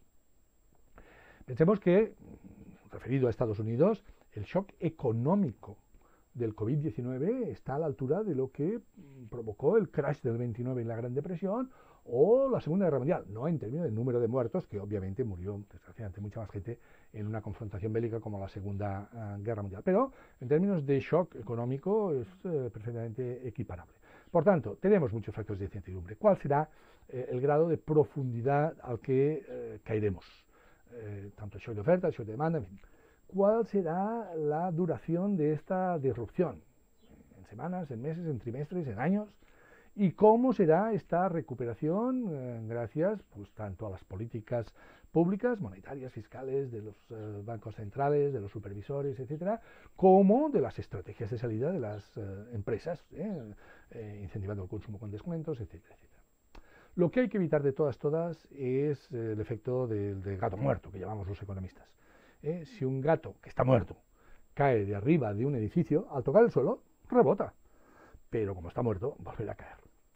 Si la economía la dejamos morir y el tejido industrial desaparece y los autónomos han de cerrar y el despido laboral es masivo, la economía morirá y por tanto cuando toque el suelo rebotará, pero volverá a caer porque está muerta. Esto es lo que sobre todo hay que evitar, sostener tanto al máximo que se pueda el tejido productivo y los autónomos y el empleo, expedientes de regulación de temporales de empleo, etcétera, etcétera, lo comentaremos, para poder salir de esta crisis. Se han hecho ya muchas calibraciones, escenarios, estimaciones del impacto. La OCDE ha estimado que la caída es un ajuste, un correctivo histórico para economías que son centros neurálgicos de la economía mundial: Japón, Alemania, Reino Unido, Estados Unidos, etcétera, en todos los órdenes y manifestaciones de la economía, desde cuestión de transporte, construcción, venta minorista, etcétera, etcétera, etcétera. Nada más hay que constatar cómo ha aflorado el desempleo en Estados Unidos, una economía que no tenía desempleo, tenía un desempleo en cotas prácticamente inexistentes, ¿no? Pues bien, ha rebotado de una manera, ha aflorado de una manera muy, muy importante. El Fondo Monetario Internacional ya ha publicado algunos datos estimativos sobre el ajuste del Producto Interior Bruto en 2020. Estamos hablando de una caída del 8% para España, de un 9,1% para Italia y de caídas superiores al 7% para Alemania, Francia y en general para la euroárea. La Managing Director del International Monetary Fund, Cristina Georgieva, ya ha anunciado que el Fondo Monetario Internacional va a poner también a disposición cantidades ingentes de liquidez. Los prestigiosísimos institutos económicos alemanes de Múnich, de Berlín, de Kiel, de Halle, de Essen han estimado que en el trimestre segundo de 2020 la corrección de la economía alemana, será de un 9,8% y que estiman que la caída del PIB en esta economía alemana va a ser para el conjunto del año 2020 de un 4,2%. Y esto sectorialmente pues va a afectar de forma distinta. Lógicamente todo lo que es aviación, viajes, petróleo, por menor consumo tanto del tráfico rodado como de la aviación comercial, bancos, automoción, va a recibir un impacto mucho mayor que el sector farmacéutico, del cuidado personal, comercio minorista, logística, empresas de high-tech, telecomunicaciones o de alimentación, o incluso los medios de comunicación, que van a tener un impacto menor. Pero hay que decir que el grado de dispersión dentro de cada sector es muy importante en función de la capacidad de gestión, de innovación, de transformación que se hagan de las organizaciones y, por tanto, podemos hablar de impactos sectoriales, sin duda, pero también va a depender la salida de cada una de las empresas. Insisto que los análisis sectoriales están en abierto, a disposición en muchas de las webs de las consultoras internacionales y por tanto no voy a incidir mucho más, que los correctivos han sido enormes, sobre todo en bolsa, para los sectores más afectados, caídas, minusvalías superiores al 40%, en sectores, como hemos dicho, de movilidad, aviación, viajes, petróleo, etcétera, etcétera. Y, sin entrar ahora en los detalles, que alargaría innecesariamente esta presentación, pues tanto a cortísimo plazo, en una estrategia de táctica reactiva, como en estrategias a largo plazo en relación a la plantilla, a los recursos humanos de la empresa, a la cadena de suministro, a la cadena de valor, a los clientes, cuáles son las políticas adecuadas a nivel empresarial para afrontar una salida más adecuada. Insisto, manteniendo, por un lado, el tacticismo de corto plazo, donde nos aprieta el zapato, pero sin dejar de mirar el largo plazo. Y tenemos que gestionar la tesorería, y aquí nos ofrecen, por ejemplo, un dashboard del cash management. Tendremos que hacer muchos scorecards para analizar toda una serie de ratios, indicadores y ver las desviaciones que se producen para ir corrigiendo, en general, para la sociedad, para los sectores, para el transporte y dentro de cada una de las empresas. No quiero acabar este punto sin mencionar que la rivalidad entre Estados Unidos y China, que ya venía en los últimos tiempos impulsado por la política comercial exterior del presidente Trump, derivado del déficit comercial que sufría la economía americana en relación a la economía china, que llevó a una escalada de amenazas y represalias comerciales y el inicio de una guerra comercial. Pensemos que esta es una política de Estado en Estados Unidos, no solo el presidente Trump y el Partido Republicano, fundamentalmente el Partido Demócrata coincide en ello.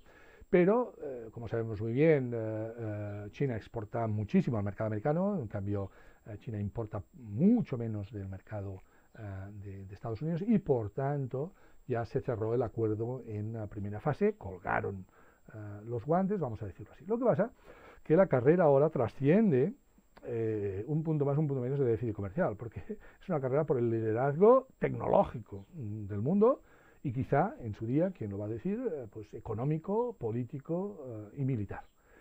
Y por la gobernanza global. Una carrera por la gobernanza global, por el liderazgo del mundo. Estados Unidos ha acusado habitualmente a China de este liderazgo tecnológico, haberlo conseguido en gran parte mediante contratos de transferencia obligada de tecnología desde las empresas americanas que operaban en joint ventures o en el mercado chino. Y por lo tanto es verdad que ya antes del coronavirus pues se estaba produciendo una desglobalización y la posibilidad de que surgieran estándares incompatibles entre el estándar americano y el estándar chino y por tanto de alguna manera una economía del siglo XXI caracterizada por este enfrentamiento. Bien, el COVID-21, el coronavirus, ha sido un factor más en esta cuestión. Primero por acusaciones mutuas de dónde estaba el origen de esta pandemia, de gestiones inadecuadas en la lucha contra los contagios. Hay que pensar que el presidente de Estados Unidos no se refería nunca al COVID-21 ni al coronavirus, sino que hablaba del virus chino o del virus de Wuhan. Incluso en las notas de su gabinete hacía correcciones para que en donde se leía coronavirus se leyera Chinese virus. Bien, estamos en una carrera contra el tiempo para conseguir la vacuna. El First Mover Advantage lo tiene China, porque ya secuenció el genoma del virus el 11 de enero de 2020.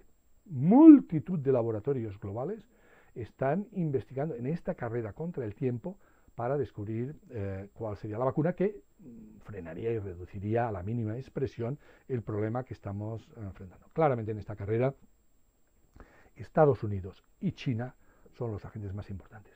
Estados Unidos ha situado disponer de esa vacuna en un laboratorio americano como una prioridad. Ya hay empresas americanas, Moderna por ejemplo, que está haciendo ensayos clínicos con personas y por tanto podría ser uno de los vencedores.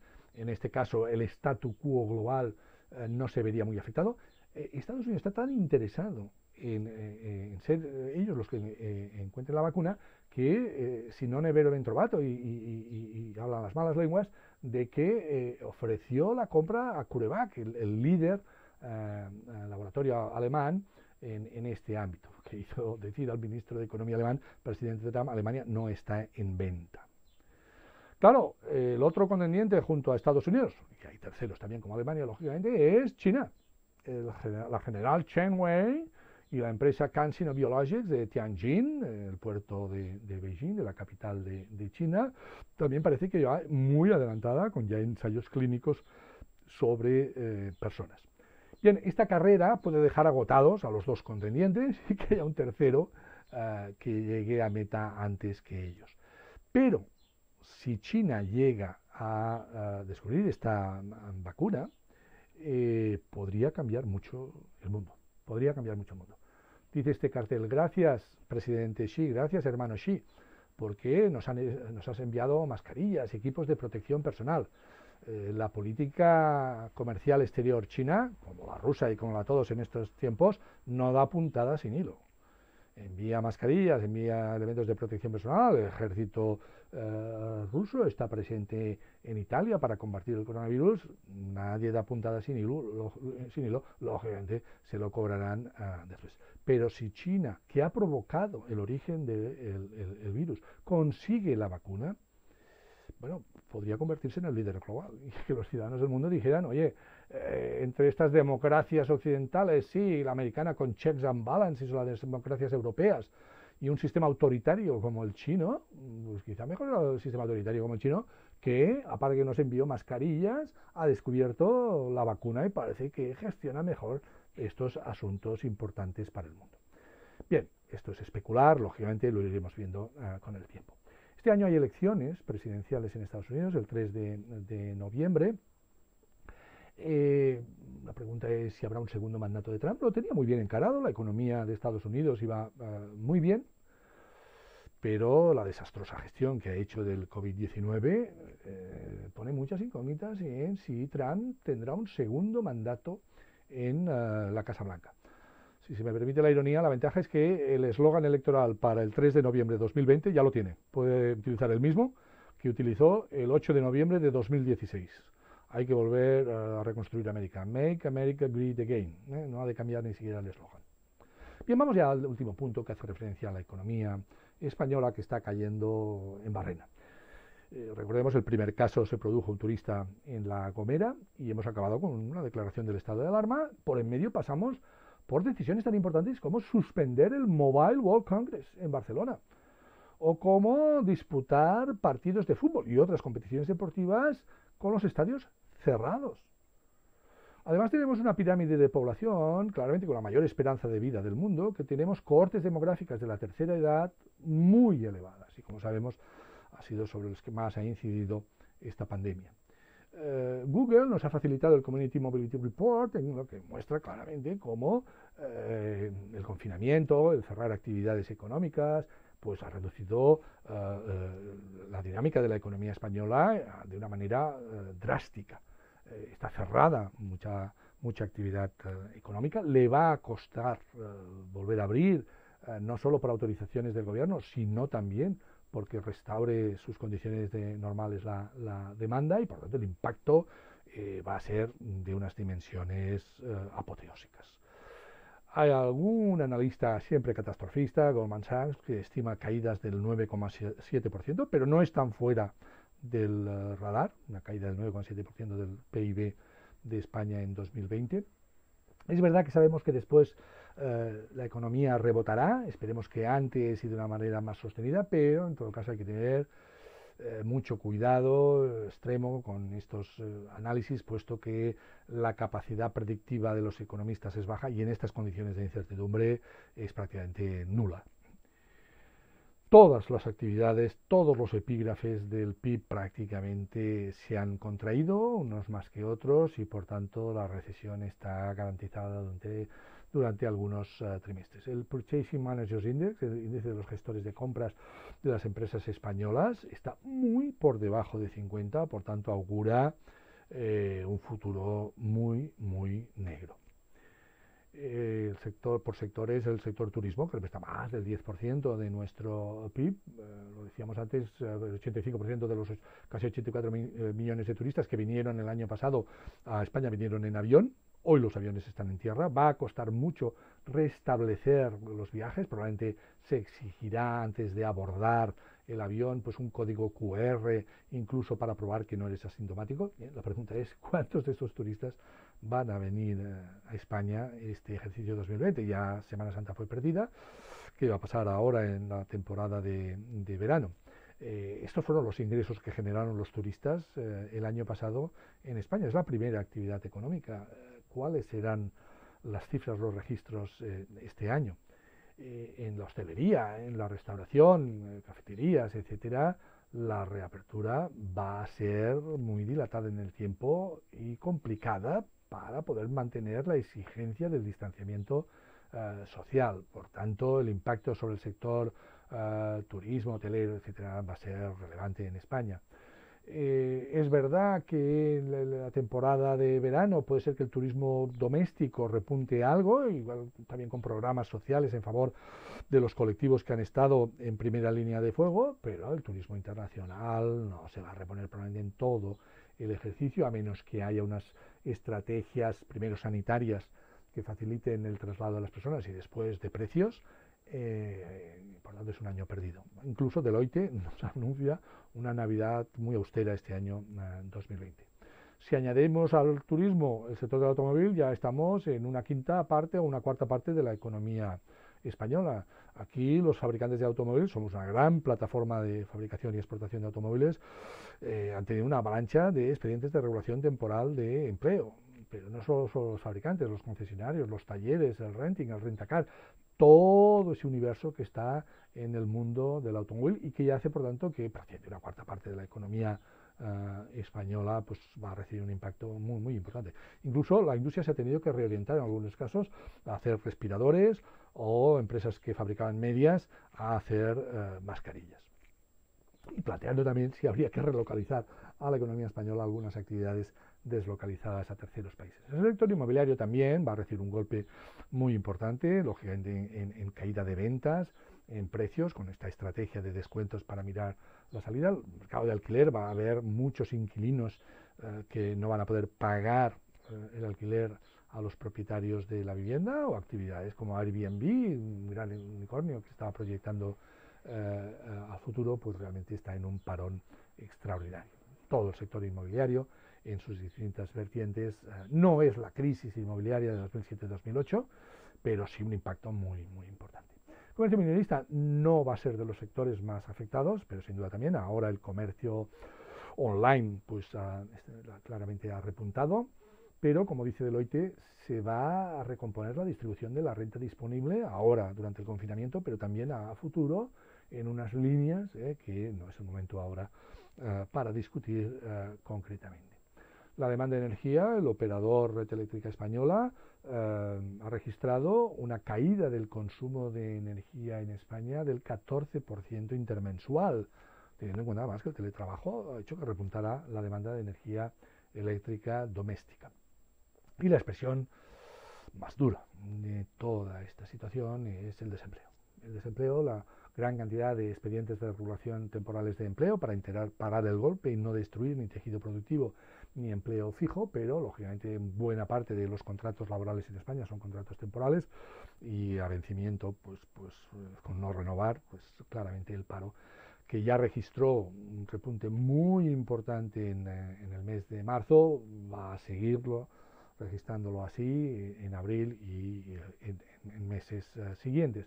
Y por tanto, la Seguridad Social va a tener tensiones muy importantes de tesorería, porque aquellos que iban aportando vía cotizaciones fondos al sistema, pues ahora al revés van a tener que recibir prestaciones ingentes, y esto afecta a todos los sectores, no es una crisis sectorial, es una crisis global y general.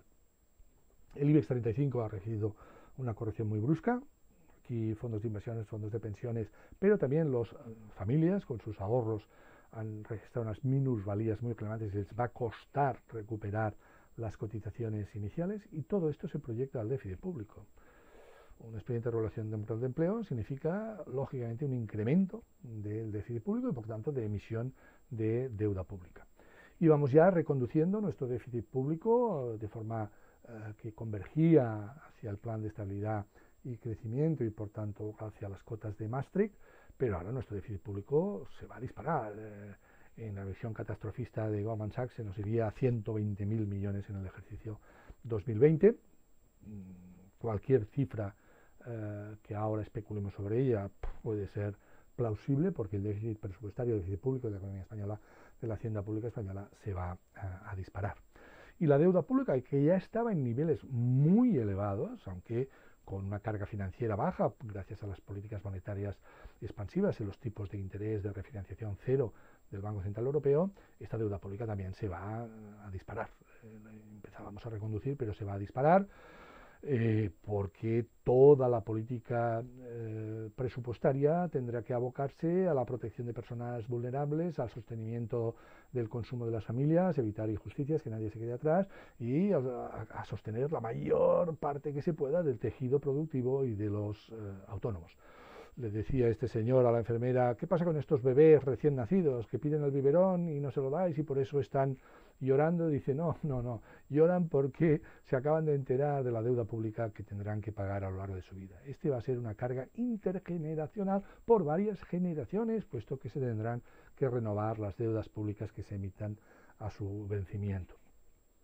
Y esperemos que el Banco Central Europeo contenga las primas de riesgo y, por tanto, que la carga financiera de la deuda pública no se haga tan onerosa que haga insostenible la recuperación. Las primas de riesgo se han disparado, pero están contenidas gracias a la política extraordinariamente expansiva y flexible del Banco Central Europeo. Teníamos un rating que se había degradado, pero que habíamos restaurado en condiciones, en una situación estable, incluso positiva. Ahora ya nos han puesto en observación, y las grandes agencias de calificación, Standard & Poor's, Moody's, Fitch, claramente degradarán el rating de todos estos países, estas economías, incluido el Reino de España, que va a tener que hacer emisiones masivas de deuda pública, más allá que el Banco Central Europeo suscribirá buena parte de esta deuda pública. ¿Qué ha hecho el gobierno de España ante esta situación? Bueno, la situación ha cambiado. Hacía apenas 100 días que estaba en Moncloa y, como dice John Maynard Keynes, cuando los hechos cambian, cambio de opinión. ¿Qué hace usted, señor? Pues bien, el gobierno español ha cambiado de opinión radicalmente. Como todo el mundo, tarde. Como todo el mundo, va a remolque de los acontecimientos. Y aquí incluso me atrevería a decir que no hay ni excepciones. Ir a remolque de los acontecimientos no es la mejor estrategia. Pero en fin, por lo menos ha tomado la dirección correcta de planes gubernamentales, fundamentalmente fiscales y sociales, muy expansivos, prácticamente ilimitados, para amortiguar la crisis económica y favorecer la recuperación. Todo ello lo ha instrumentado a través de un abanico de real decretos, leyes y normas, primero para proteger la salud, pero enseguida medidas urgentes y extraordinarias que a partir de la declaración del estado de alarma intenten mitigar las consecuencias económicas y sociales. Un punto muy importante que ahora comentaré brevemente será la provisión de liquidez y garantías del Estado de la línea de avales del Instituto de Crédito Oficial para empresas y autónomos, muchas medidas en el ámbito laboral, particularmente el permiso retribuido recuperable, que esto también genera incógnitas de cara a cómo se irá gestionando a lo largo del ejercicio, problemas de habitabilidad para mujeres que sean objeto de violencia de género en una situación de confinamiento y también el empleo agrario, como rápidamente comento. Por tanto, toda la acción gubernamental va dirigida adecuadamente a, primero, gasto extraordinario para el sistema sanitario, evitar más contagios, más muertes, proteger a las personas vulnerables, que nadie se quede atrás. Hay que pensar que esto no va a ser así en muchos países del mundo, en muchos países de África, de América Latina, incluso probablemente de Estados Unidos. Cobertura de los trabajadores, primero con expedientes de regulaciones temporales, evitando que haya despidos, y apoyo a empresas y autónomos para que no se rompan las relaciones laborales del flujo circular de la renta entre empresas, trabajadores, clientes, proveedores, prestamistas y prestatarios. Muy sintéticamente, en relación a personas y familias, pues garantizar el suministro básico de electricidad, agua, gas, telecomunicaciones. Imaginemos que esta crisis hubiera llevado a un desabastecimiento de suministros básicos como electricidad, agua, gas y telecomunicaciones, no solo para personas vulnerables, o que se hubiera transmitido el virus a animales o a plantas y por tanto hubiera un problema de abastecimiento global de alimentos. Bueno, no es así, se garantizan estos suministros, moratoria de deudas hipotecarias para estas personas y familias vulnerables, moratoria también de otros créditos de consumo, ayudas o prórrogas automáticas o aplazamientos del pago del alquiler. Aquí hay una cierta polémica sobre la diferenciación entre propietarios con un mayor número de inmuebles o menos. Ese apoyo a las víctimas de género si tienen problemas habitacionales, de convivencia, y suspensión de desahucios. Tony Roldan, director del Center for Economic Policy and Political Economy de SADE, publicó un artículo en El País el 31 de marzo en que hablaba de una renta básica universal para la pandemia debería considerarse muy seriamente. Efectivamente, el ministro del ramo, José Luis Escrivá, está instrumentando, planificando un ingreso mínimo vital. Esta es una cuestión que a corto plazo es de justicia, nadie se puede quedar atrás, y si me lo permiten, de eficiencia, para que no caiga tanto el consumo. El gran problema de las rentas básicas universales es si se cronifican y los itinerarios de reinserción laboral no tienen incentivos incorporados suficientes y por tanto de alguna manera convierte en dependientes sociales a muchas personas. En fin, no es el momento de discutir eso ahora aquí, puesto que lo importante ahora es urgente, es la urgencia de que nadie se quede atrás, nadie se quede sin una renta y que el consumo también no se hunda. Como dice la viñeta, esta crisis no tiene que ser una crisis en que sálvese quien tenga. No puede quedar nadie atrás. Hay una polémica política porque el área social del gobierno de España es un gobierno de coalición y por tanto lo lleva Unidas Podemos.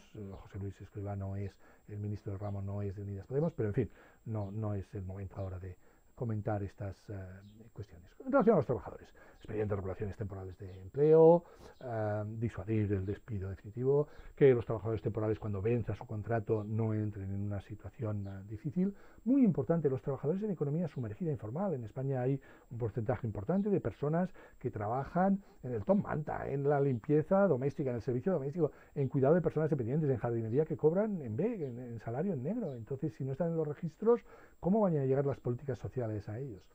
Muy bien, ya hemos hablado, permiso retribuido obligatorio recuperable, adaptaciones de la jornada laboral a las nuevas circunstancias derivadas del COVID-19 y para evitar que las cosechas, la fresa, el albaricoque, pues no se recojan, se ha establecido que aquellas personas que incluso están cobrando una prestación por desempleo u otra puedan compatibilizarla con la percepción de un salario en el sector agrario para realizar esas cosechas y el abastecimiento de la población esté garantizado.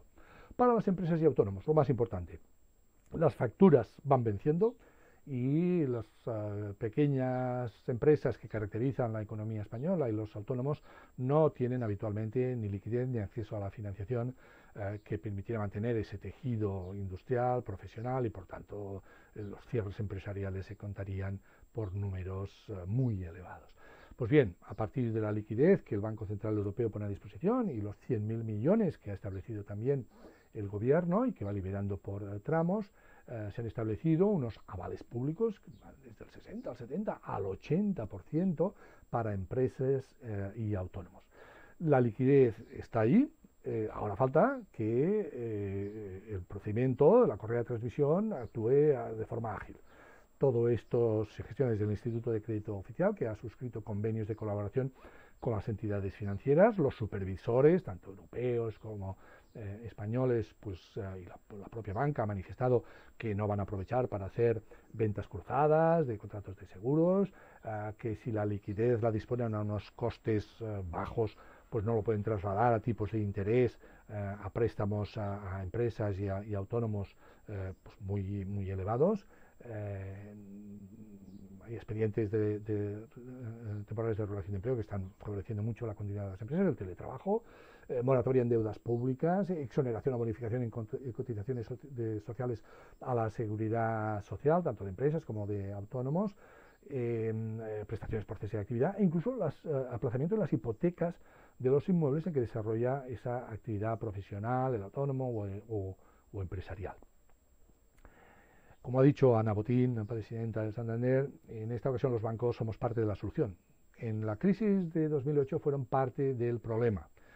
Están colaborando, transmitiendo el ahorro en general y la liquidez que provee el Banco Central Europeo y el Gobierno a la demanda de financiación de familias, de empresas y de autónomos. Están haciendo anticipaciones de pagos, de pensiones y de desempleados para que no se concentren en las oficinas, concediendo créditos puentes, aplazamientos, haciendo que el tope de los pagos con tarjeta a través del terminal contactless sea más elevado y no haya que pulsar con contacto, por tanto, el PIN en el teclado. En fin, yo siempre he dicho que si ves a un banquero tirarse por la ventana, síguelo, que hay negocio. Los banqueros siempre saben encontrar la vía de salida. Bien, voy a ir acabando. Ya empieza a haber análisis del impacto macroeconómico del COVID-19 en la economía española. Quiero destacar este trabajo de BBVA en colaboración con FEDEA y Rafael del Pino, en donde Domènech y Bosca Ferri pues hacen una simulación, una calibración, no es una predicción por descontado, del efecto del COVID-19 sobre la economía española, el Producto Interior Bruto, derivado del shock de la caída de la demanda, del consumo, del shock inmobiliario por una caída en las ventas inmobiliarias, del shock de las exportaciones, el shock de oferta, de menor producción, el incremento de las quiebras empresariales, cómo eso afecta al conjunto de la economía, del Producto Interior Bruto y también al consumo, a la inversión, a las exportaciones. Hay que entender que no son predicciones, son ejercicios de calibración y que los autores pues estiman caídas del PIB del 7,9%, pero que si las políticas económicas que van a mitigar este brusco ajuste están bien coordinadas y son efectivas, se podría reducir sustancialmente ese impacto. Hay muchos más análisis del CPR, etcétera, sobre la economía española. Y también va a depender sin duda, de la estabilidad política que haya en España, dentro del gobierno de coalición y entre el gobierno y la oposición. Voy a ir acabando. El mundo, sin duda, está ante un precipicio. El mundo parece como si se estuviera hundiendo. Vamos a tener un ejercicio 2020 en que, desgraciadamente, vamos a tener que sacar muchos fallecimientos, muchos cadáveres, gente que va a perder la vida, y el propio ejercicio en sí mismo es un laberinto. Vamos a tener que acertar en los cambios de ejes y evitar meternos en vías muertas. No va a haber milagros. Los Reyes Magos solo vienen el 6 de enero. No busquemos atajos. La receta para ganar el futuro es levantarse pronto por la mañana y trabajar duro el resto del día. Vamos a tener que ser creativos y perseverantes. Y hay un sentido de urgencia. Le decía el presidente Kennedy a su jardinero: plante semillas alrededor del edificio de la Casa Blanca para que con el tiempo crezcan árboles, proyecten sus sombras sobre la Casa Blanca y así pues pasemos un verano no tan caluroso. Si no ne vero ben trovato, le dijo el jardinero al presidente: pero presidente, esto tardará años en suceder. Y le dijo el presidente: pues entonces no espere mañana a plantar las semillas, plántelas esta misma tarde. Hay un sentido de urgencia. No hagamos como la metáfora de la rana. Está cambiando drásticamente el entorno económico, la temperatura de la olla empieza a subir, la rana no reacciona y cuando llega el punto de ebullición, la rana muere. Han caído muchos meteoritos. Alguno le ha dado de lleno a un dinosaurio y lo ha matado. Pero los que estudiaron la desaparición de los dinosaurios sobre la faz de la Tierra dicen que la desaparición de estos dinosaurios no se produjo por el impacto directo de los meteoritos, sino porque esta caída de meteoritos provocó un cambio en la atmósfera de la Tierra, a la cual los dinosaurios que sobrevivieron, no supieron adaptarse. Hay por delante un proceso claramente de reinvención, de transformación personal, corporativa y quién sabe si social y global. Ha acabado el tiempo disponible. Habíamos empezado hablando del COVID-19, la economía ante el precipicio, con un fondo negro, y yo creo que sería mejor este fondo verde. Y la recomendación del logo de SADE: do good, do better.